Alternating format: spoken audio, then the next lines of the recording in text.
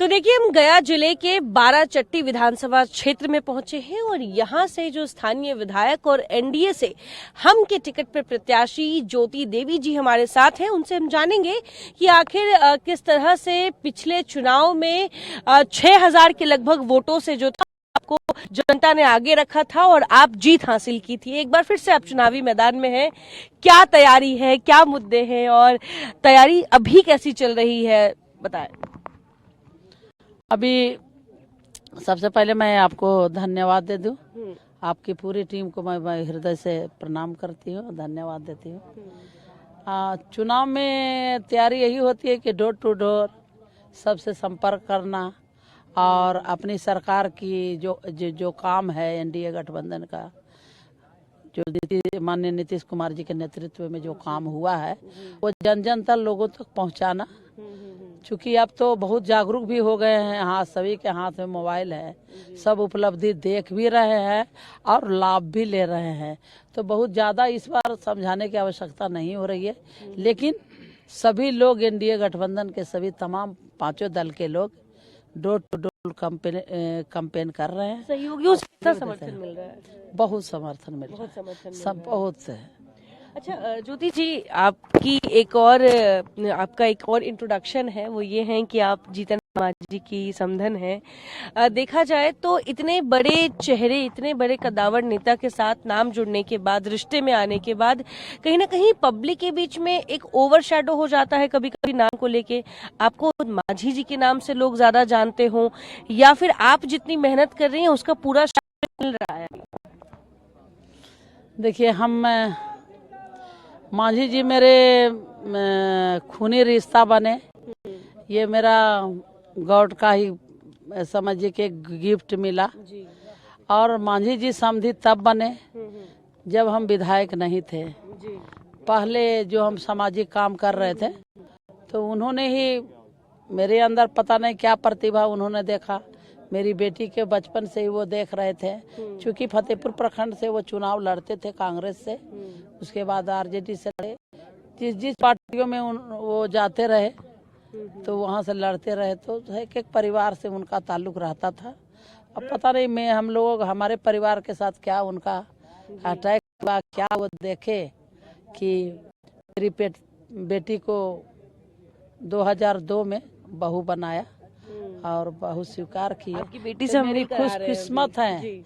और इतना ही नहीं, उन्होंने बहू ही नहीं बनाया, ये समाज को एक संदेश देने का काम किया कि वो बिना तिलक दहेज के, जिस दिन बेटी की शादी होनी थी तो मेरे पास सिर्फ 15,000 रुपया था, और मांझी जी ने जिस दिन बाराती ले गए थे उस दिन उनका 90 गाड़ी गया था वहाँ।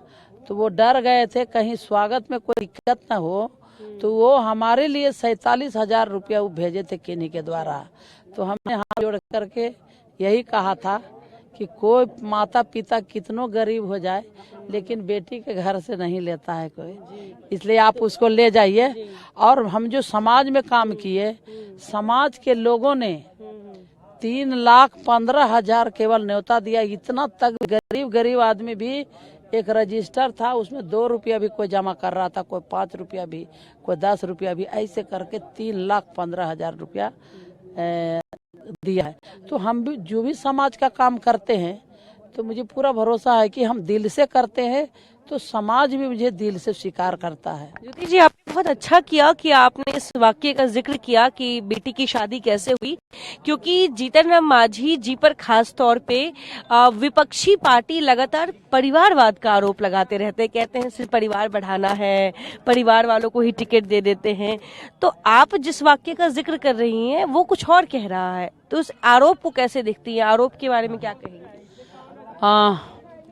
मैडम, ये कहना चाह रहे हैं, ये आरोप जो लगाते हैं बेबुनियाद है।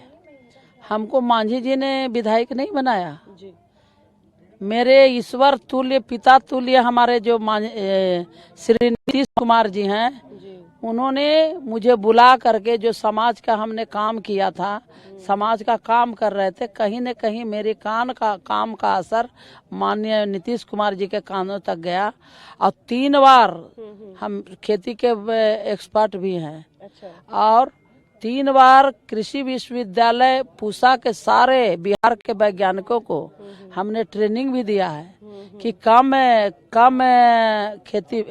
कम बीज में और कम खेती में ज़्यादा उपज कैसे लें, SRI का ट्रेनिंग भी दिया और हमने करवाया भी, क्योंकि हम खुद करके देखे जिसका साल भर भी खाने का नहीं जुटता था, अति 6 महीने भी नहीं खाने का जुटता था, वो साल भर उससे खाना खा रहा है और अच्छा मतलब उसका ग्रोथ हुआ, उसका परिवार का अति बढ़ा, क्या कहते हैं, आमदनी बढ़ा। आखिरी सवाल, क्षेत्र की जनता को क्या संदेश देंगी, चुनाव के लिए क्या वोट अपील करेंगी?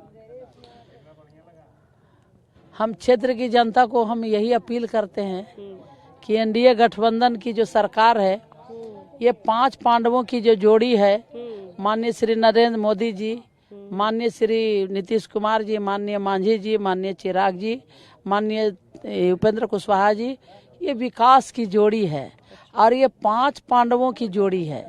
जब महाभारत जब हुआ था तो सत्य की जीत किन्होंने दिलाया था? 5 पांडवों ने ही दिलाया था।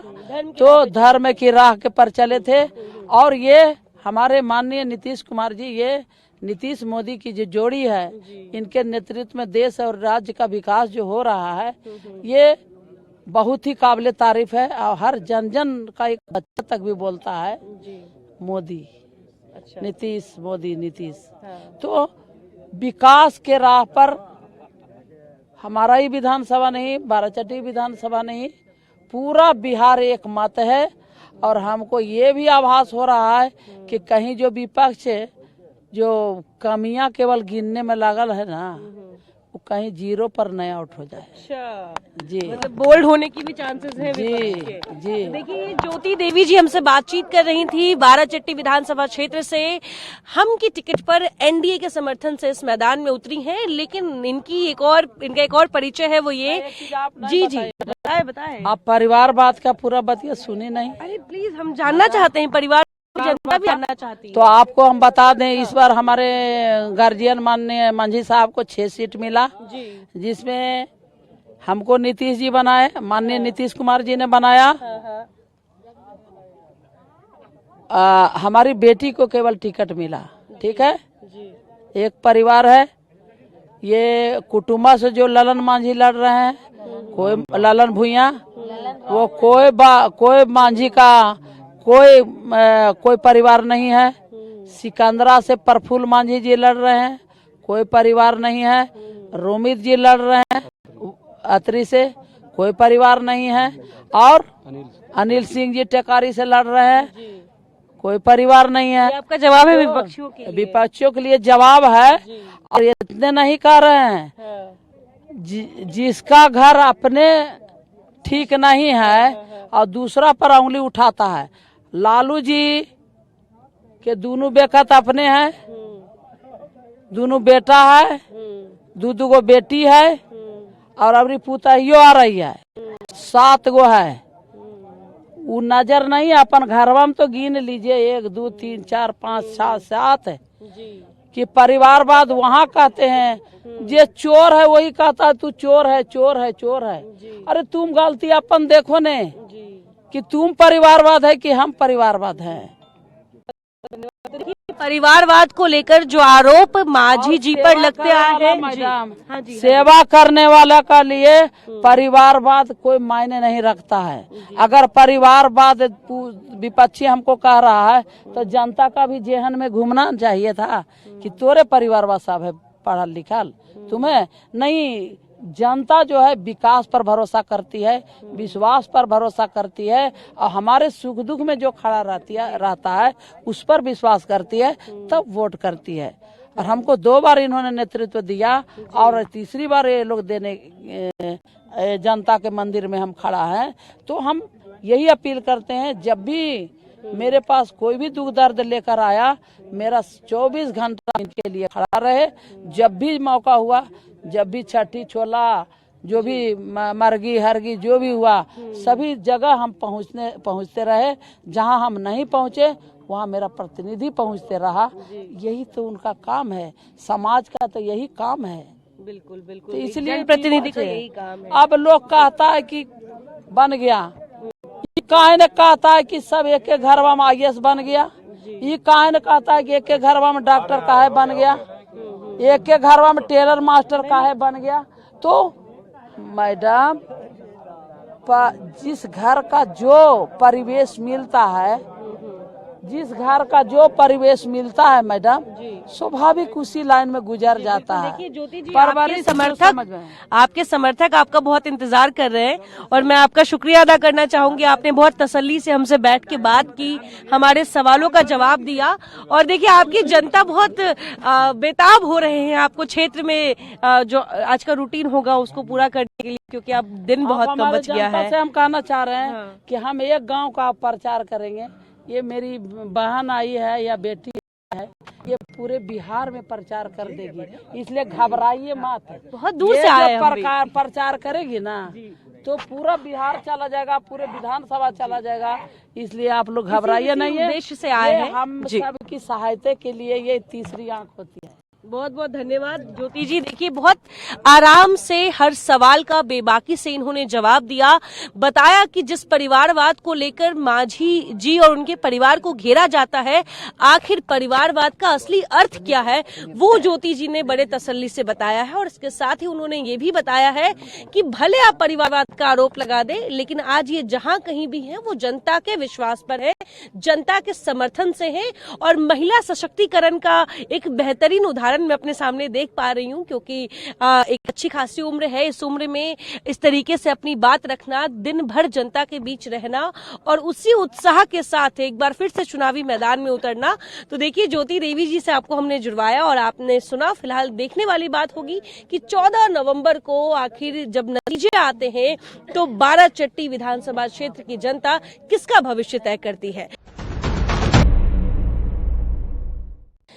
तो देखिए हम बाराचट्टी विधानसभा क्षेत्र में लगातार दौरा कर रहे हैं, ये जानने की कोशिश कर रहे हैं कि आखिर यहाँ की जनता की क्या राय है, क्या मुद्दे हैं और क्या सोचकर इस बार जनता अपना वोट देने जाएगी। ये सीट भी हाई प्रोफाइल सीट माना जा रहा है, क्योंकि जीतन राम मांझी जो कि केंद्रीय मंत्री हैं, उनकी समधन इस सीट से एनडीए से उम्मीदवार हैं, वर्तमान में विधायिका हैं। तो हम जानेंगे कि आखिर क्या काम हुआ है और क्या रह गया है। क्या नाम है? सुरेंद्र प्रसाद केसरी, धामना बाराचट्टी गया। अच्छा सुरेंद्र जी, क्या लग रहा है चुनावी हवा किसकी ओर बह रही है? एनडीए की सरकार बन रही है बिहार में। अच्छा जी, आप लोगों ने तय कर लिया है? जी तय कर लिया है। ऐसा क्या किया है एनडीए की सरकार ने इन 5 सालों में? 2005 का पहले देखिए, खास करके बाराचट्टी विधानसभा तो यहाँ बिजली नहीं थी और गुंडागर्दी बहुत ज्यादा थी यहाँ। जैसे मैंने कही व्यवस्था, हम लोगों को माँ बहन का अगर परसों हो रहा है तो डोली खटोली पर लेकर के आते थे। आज वहाँ रोड हो गया, थाना हो गया, बिजली हो गया, स्कूल हो गया। हम लोगों को भी बाल बच्चा बेटी पढ़ रही है शहर में आकर के। विकास आपके पीछे कई बच्चे यहाँ खड़े हैं, युवा हैं, इनको इनके भविष्य को लेकर कभी चिंता होती है? क्योंकि रोजगार और पलायन बिहार का एक प्रमुख मुद्दा है। रोजगार तो सरकार दे ही रही है। अभी जो है से 10,000 रुपया भी देखिए दिया है महिला को, मशीन लेकर के सब झोला बना रहा है, कोई कपड़ा बीन करके शहर में पहुंचा रहा है। आपकी घरवाली को जी मिल गया है? जी मशीन लेकर के गई है। आपको बुरा लगा कि आपकी घरवाली को 10,000 सरकार दे रही, आपको नहीं दे रही? ये बुरा तो लगता है, लेकिन नारी सशक्तिकरण करना भी तो अच्छा बात है। हम तो कहीं शहर में भी जाकर कमा, लेकिन मेरी पत्नी बहन अगर शहर जाएगी तो हमको बुरा लगेगा। उससे बढ़िया तो ये है। क्या नाम हुआ आपका? शैलेश कुमार। अच्छा शैलेश जी, क्या करते हैं? पैसे से तो अमानत का काम करते हैं। अच्छा, ऐसे समाज सेवी भी हैं। अच्छा समाज सेवी हैं। ये सभी नेता अपने आप को समाज सेवी होने का दावा करते हैं, आप भी नेतागिरी की राहों पर हैं क्या? बिल्कुल, अपने पंचायत के अपने ग्राम कचहरी का सरपंच रह चुका हूँ। अच्छा हाँ, इसीलिए समाज सेवी कह रहे हैं? न्यायपालिका का खुद को संभाला था, इसीलिए समाज सेवी कह रहे हैं खुद को? नहीं, अब अगर आप इस शब्द को कुरेदती हैं तो समाज सेवा करना तो समाज में रहे लोगों के पीड़ा को समझते हुए उनके साथ खड़ा हो जाना ही समाज सेवा मेरे बहुत बहुत गहराई वाली बात कह दी। अब ये जल्दी से बता दीजिए कि जितने उम्मीदवार उतरे हैं आपके नजर में सबसे बड़ा समाज सेवी कौन है उसमें? देखिए, उम्मीदवार तो लोकतंत्र का व्यवस्था है, अब सीधे सीधे जवाब दीजिए। और लोकतंत्र के व्यवस्था में किसी को मतलब उम्मीदवार करने के कोई अवरोध तो है नहीं हमारे चुनाव आयोग के द्वारा। और हमने आपसे जो पूछा उसका जवाब। जी हाँ, मैं वही बोल रहा हूँ, सीधा जवाब दे रहा हूँ। हाँ। जो बच्ची अभी पढ़ाई से निकली नहीं और वो चुनावी मैदान में है, कितना दिन समाज का सेवा की थी, ये बात आपको भी पता होगी। आरजेडी के प्रत्याशी कह रहे हैं, बोल रही है। मैं किसी, अरे भाई अगर आप वोटर हैं, आप नाम तो ले सकते हैं ना, नाम बिल्कुल बिल्कुल तो कह रहे हैं महागठबंधन के दबाव में आ प्रत्याशी। रहे हैं। नहीं, दबाव किसका, लोकतंत्र में दबाव किस बात नाम की है? लीजिए, और वो जिनकी भी बात नीतीश सरकार में दबाव की बात अब नहीं। मैं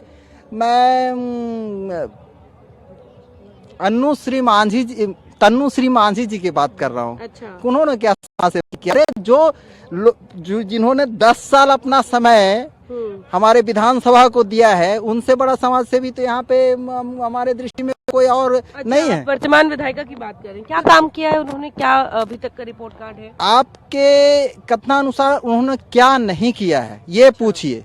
अच्छा। उन्होंने या उनके सरकार ने? जी। अच्छा, आपने बोल दिया कि क्या नहीं किया है। मैं अब इन लोगों से पूछूंगी, भाई ये बताओ, वो भाई साहब कह रहे हैं कि ये पूछिए कि क्या नहीं हुआ है, सब हो गया है। तो मैं ये पूछ रही हूँ, आप एक वोटर हैं, आपको अपने क्षेत्र में भी कोई समस्या नहीं नजर आ रही जिसपे आप चाहते हैं कि कोई जीत के आए और काम करे? जी, सबसे पहले आपको धन्यवाद करता हूँ। मेरा नाम पवन कुमार है। ये समस्या तो है वैसे, ऐसा नहीं कि सारा काम हो गया, कुछ कुछ तो है वैसे। जैसे कि हम बिहारी भाइयों को यही कहना चाहते हैं कि यहाँ पे कारखाना नहीं है तो हम लोग को दूसरा जगह जाना पड़ता है। जितने भी एजुकेटेड लोग हैं तो सबको हम लोग बाहर जाना पड़ता है, तो बेरोजगारी तो है ही। जी, बेरोजगारी और पलायन बड़ा मुद्दा आपके लिए है। तो आप जिनको भी इस बार वोट देंगे, जिनकी भी सरकार आप चाहते हैं, क्या आपको उम्मीद है कि वो सरकार वो बदलाव ला पाएगी, वो काम कर पाएगी इस पर? जी, जरूर बदलाव करेंगे। अच्छा। वो हमारा नीतीश सरकार ही करेंगे। अच्छा, नीतीश जी ही करेंगे? जी। नीतीश जी तो 2005 से है, अभी तक क्या आपको बदलाव नजर आया? और रोजगार की बात है तो 20 सालों में कितना रोजगार दिया उन्होंने, मतलब आप संतुष्ट हैं इससे?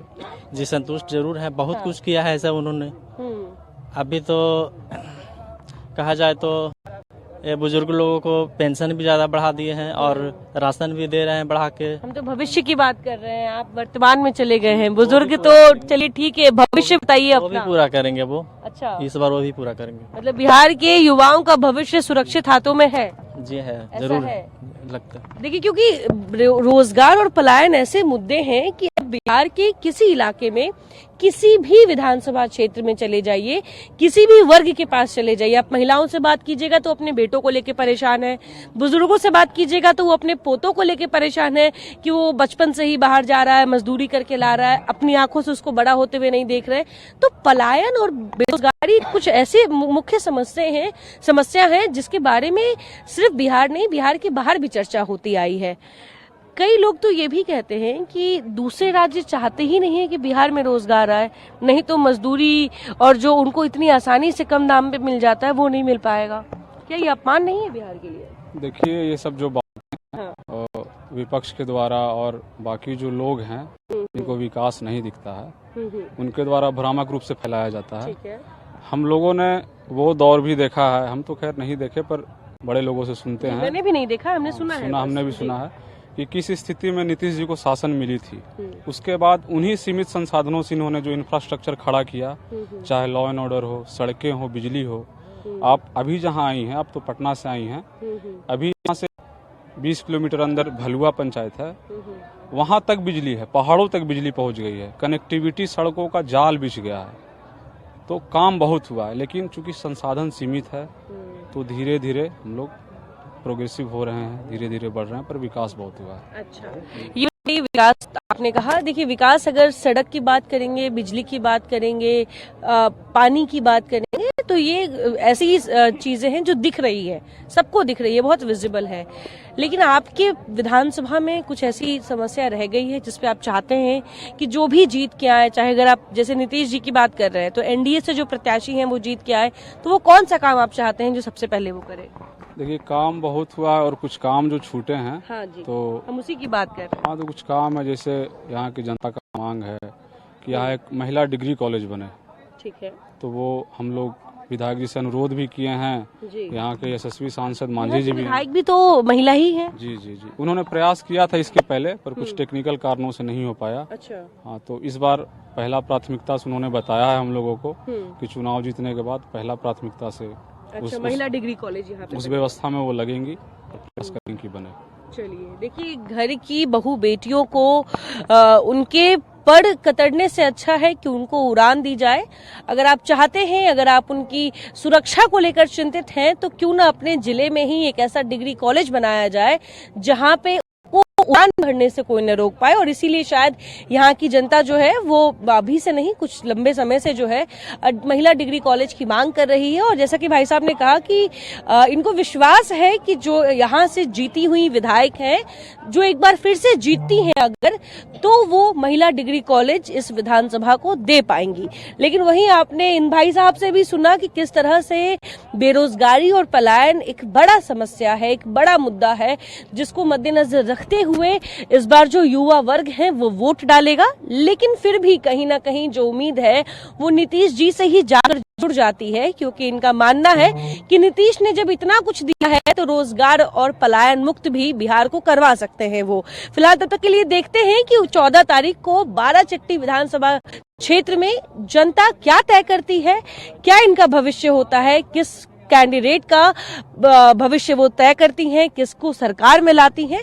फिलहाल तब तक के लिए बने रहे कशिश न्यूज के साथ। कैमरा पर्सन प्रदीप के साथ मैं आयुषी मिश्रा, गया।